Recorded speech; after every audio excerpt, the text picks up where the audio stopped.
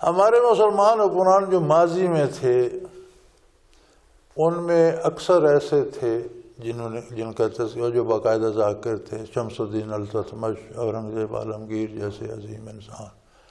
یہ وہ لوگ تھے جو خود ذکر کرتے تھے، اللہ اللہ کرتے تھے اور صاحب حال تھے. اب آپ دیکھیں شمس الدین التتمش کے خواجہ بختیار الدین کاکی رحمۃ اللہ علیہ شیخ تھے، وہ جب فوت ہوئے تو انہوں نے وصیت کی کہ میرا جنازہ وہ بندہ پڑھائے جس نے کبھی عصر کی سنتیں بھی نہ چھوڑی ہوں اور کبھی بغیر وضو کے آسمان نہ دیکھا ہو اور کبھی کوئی نماز قضا نہ کی ہو. تو بے شمار مشائخ بھی تھے، نیک لوگ بھی، علماء بھی تھے. اب وہ تو پورے بر صغیر کے شیخ تھے، تو بے پناہ بڑا جلسہ تھا. پھر بادشاہ کے بھی وہ شیخ تھے، تو پورے مجمع سے کوئی بندہ نہیں نکلا. آخر شمس الدین التتمش نے کہا کہ حضرت جاتے جاتے آپ مجھے آشکارا کر گئے.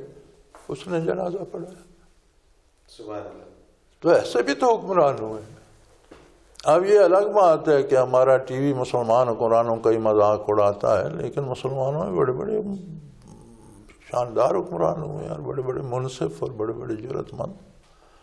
بلکہ تاریخ ایسے دوسرے حکمران پیش نہیں کر سکتی جیسے مسلمان حکمران تھے.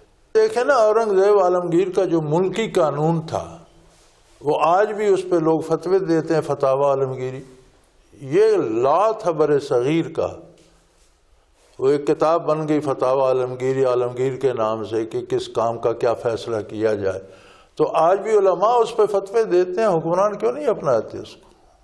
یہ تو بنگالہ سے لے کر کابل تک اور دکن سے ہمالیہ تک قانون نافذ تھا، اس کی کتاب ہے.